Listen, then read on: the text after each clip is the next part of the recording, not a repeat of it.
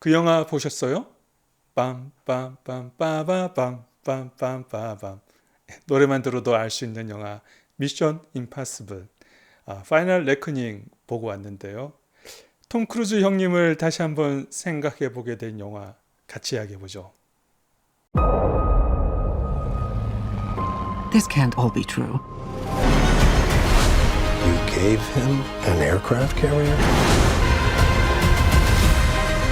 Our lives are the sum of our choices. This is your calling, your destiny. I have no regret. I need you to trust me. One last time.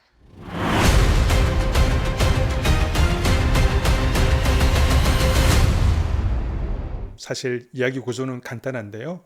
IMF, Impossible Mission Force의 비밀 요원인 에단 헌트가 인류를 위험에 빠뜨리는 적을 물리친다는 내용이거든요. 근데 이번 편의 적은 뭐 예전에 러시아나 뭐 북한 이런 나라가 아니라 AI가 그 적입니다. AI가 인류를 거짓 정보를 퍼뜨려서 그리고 또 핵 공격을 서로 하게 만들어서 인류를 멸망에 이르게 만들려고 하거든요. 그리고 이 힘을 가진 AI를 자신의 손안에 넣어서 또 인류를 지배하고자 하는 가브리엘이라는 남자가 있습니다. 또 그 에단 헌트는 미국 정부를 설득을 해서 이 적을 막아내야 되는데 이런 불가능에 가까운 그 임무를 과연 실현할 수 있을까요? 영화의 감상 포인트를 좀 소개해 주세요. 뭐니 해도 이 영화는 톰 크루즈 형님의 영화잖아요. 우리가 흔히 그렇듯 톰 크루즈의 영화는 액션을 기대하잖아요. 이번 편에도 정말 감동을 주는 액션 씬들이 나옵니다. 먼저 그 러시아의 그 핵 잠수함이 심해에 침몰해 있는데 여기에 AI를 물리칠 한 도구가 있거든요. 그래서 에단 헌트가 직접 그 심해로 들어가서 그 도구를 빼옵니다. 그리고 또 하나 그 보급기라고 그러죠. 쌍날개 비행기를 타고 공중에서 가브리엘 남자를 물리치는 두 개의 액션씬이 나오거든요. 저는 사실 뭐 당연히 이제 그런 액션씬들은 어느 정도 나올 예상을 하고 간단히 나올 거라고 생각을 했는데 영화가 3시간 정도 그 러닝 타임이 있는데 거의 중후반부는 이 액션씬들로 이루어져 있거든요. 그 액션씬들이 정말 꼼꼼하게 잘 구성되어서 지루하지 않게 잘 볼 수 있었습니다. 이번 편에서는 특히 AI가 적으로 나와요. 그러니까요, 우리 세태의 변화를, 세상의 변화를 이 영화에서도 잘 볼 수 있는 것 같아요. 특히 그런 변화를 볼 수 있는 여러 설정이 있는데 미국 대통령이 흑인 여성으로 나옵니다. 그리고 항공모함의 함장도 여성으로 나오거든요. 뭔가 정치적 올바름을 좀 담으려고 했던 것 같고 말씀드린 것처럼 AI가 인류의 위험에 빠뜨리는 적으로 나오거든요. 요즘 사실 AI를 어떻게 좀 통제할 것인가라는 많은 이제 논의도 하고 있고, 왜냐하면 그럼 너무나 실생활에 우리에게 들어와 있고 그 위험을 또 직접적으로 느끼기도 하잖아요. 사실 이제 전원을 뽑아버리면 간단할 수도 있을 것 같은데 그렇지는 않은 것 같아요. 여기서는 이 AI를 어떻게 제압을 할 것인가. 그 AI가 인류를 위험에 빠뜨리고 핵 공격을 통해서 거의 초토화시키면서 이 AI는 지하에 있는 데이터 센터로 이제 모이게 되는데 여기 이 순간 그 300테라 넘는 그 약간 USB 같이 생긴 조그만 도구에 가둬버린다는 설정이거든요.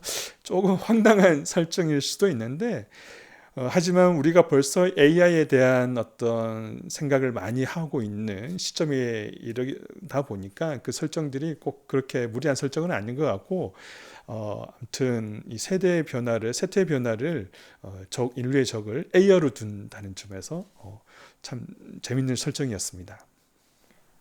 아이폰이 나온 지도 20년이 안 됐는데 그렇죠.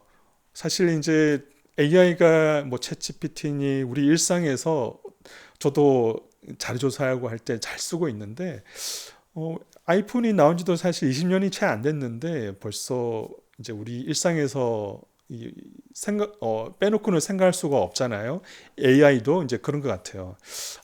이제 AI도 정말 우리가 어떻게 통제를 하고 어떻게 쓸 것인가를 이제 한창 논의를 하고 있는데 여기 또 설정에도 재밌는 설정이 나와요. 이제 톰 크루즈 그 이제 AI가 이제 정보를 지배하고 가짜 정보를 주면서 그 정부 보안 요원 한 명이 뭔가 이렇게 회의가 미국인들을 위험에 빠뜨릴 것 같은 어떤 회의가 결론을 이르다 보니까 이 보안 요원이 총을 꺼내서 요원을 사살하려고 합니다. 그때 이제 우리 에단 헌트가 그 요원을 제압을 하면서 그렇게 이야기를 해요. 그러니까 내가 인터넷 좀 그만하라고 했지.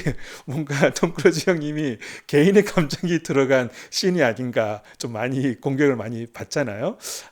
재밌는 씬이었습니다. 여기서는 북한이 핵 보유국으로 나와요. 그러니까요. 이것도 벌써 세태의 변화를 좀 반영한 것 같은데 헐리우드가 인정하는 미디어가 인정하는 핵 보유국이 됐어요. 북한은 이제 AI가 자신의 통제에 두면서 여러 핵 보유국의 핵 병기를 보여주는데 여기에는 무슨 러시아, 프랑스, 파키스탄 그리고 북한이 나오거든요. 뭔가 좀 세상이 변화한 것을 헐리우드 영화에서도 확인을 할 수가 있습니다. 톰 크루즈 이야기를 안 할 수 없을 것 같아요. 그렇죠. 미션 임파서블은 톰 크루즈와 대등한 톰 크루즈는 미션 임파서블 뭐 이렇게 이야기할까요? 톰 크루즈 형님을 이야기 안 할 수 없는데 사실 미션 임파서블은 벌써 30년 전부터 제작이 되어 온 뭐라 그럴까요? 헐리우드의 프랜차이즈 영화잖아요. 사실 물론 음악은 잘 기억을 하지만 제가 이걸 봤는지 안 봤는지도 기억이 잘 나지 않고 좀 사실 많이 안 봤던 것 같아요. 근데 재작년인가 그 탑건 매버릭을 보면서 이 형님은 정말 멋진 것은 혼자 다 하고 있구나라는 생각을 했었거든요. 근데 이번 영화를 보면서는 좀 다른 생각을 하게 된 게 말씀드린 그 수중 액션씬과 그 공중에서 벌이는 그 액션씬들을 보는데 저는 정말 이 형님은 목숨을 걸고 영화를 만들고 있구나라는 생각을 했어요. 정말 섬찟하거든요. 저 까딱 잘못하면은 그냥 죽는 거잖아요. 이 형님은 정말 영화 만드는 거에 진심이다라는 생각을 하니까 사실 좀 눈물을 좀 흘리기도 했거든요. 감동을 받아서. 또 그런 얼마 전에 이제 그런 SNS에 한창 떠돌았던 게 있었죠. 톰 크루즈 형님이 이 영화를 만들 때였던 것 같아요. 그때가 이제 코비드 팬데믹 기간이었는데 참 영화 만들기도 힘든 시기였잖아요. 그때 아마 스태프들이 좀 그런 위생 규정을 좀 어겼었나 봐요. 톰 크루즈 형님이 정말 노발대발 해가지고 이 영화에 얼마나 많은 사람들의 밥줄이 걸렸는지 아느냐 너희들은 이러면서 엄청나게 막 화를 냈던 그 소리가 한창 SNS에 떠돌았었잖아요. 이 영화를 보고 나니까 정말 이 형님은 영화의 진심이고 영화를 정말 목숨을 내어놓고 만들고 있구나. 그렇잖아요. 뭔가 사람들이 목숨을 걸 정도로 그 일에 진심이고 이제 그런 걸 보면 우리는 감동을 받잖아요. 그러고 보니까 우리도 그런 정치인 한 명이 생각나는데 빨리 좀 대통령이 되셔가지고 자신의 뜻을 좀 펼치셔야 될 텐데 아무튼 이번 영화는 톰 크루즈 형님을 다시 한번 생각하게 된 그런 영화였습니다. 비슷한 의미로 성룡도 있어요. 그렇죠. 우리가 어릴 때 봤던 성룡의 영화를 보면 성룡의 영화에는 제일 마지막 엔딩 크레딧 올라갈 때 보면 항상 그 NG 컷들이라고 그러죠.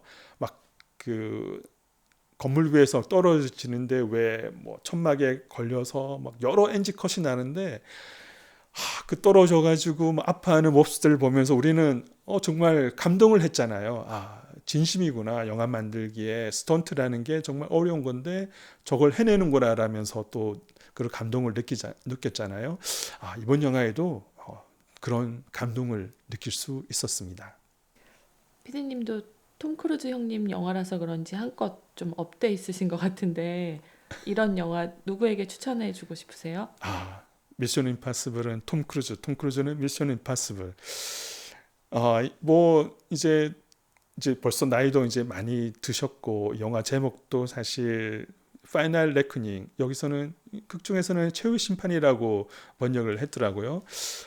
이런 미션 임파서블이 계속 될 수 있을까도 모르겠는데 마지막이 될 수도 있는 미션 임파서블 꼭 이제 극장에서 보셨으면 좋을 것 같아요. 그리고 참 좀 새로운 경험이었는데 영화 이제가 시작되기 직전에 톰 크루즈 형님이 화면에 나와가지고 영화를 보러 와줘서 정말 고맙다라고 이야기하는 장면이 있거든요. 저는 영화를 보고 나와서는 이렇게 영화를 진심으로 만들어 주셔서 정말 감사합니다라는 말이 절로 나오더라고요. 여러분도 꼭 영화관에서 확인해 보시기 바랍니다.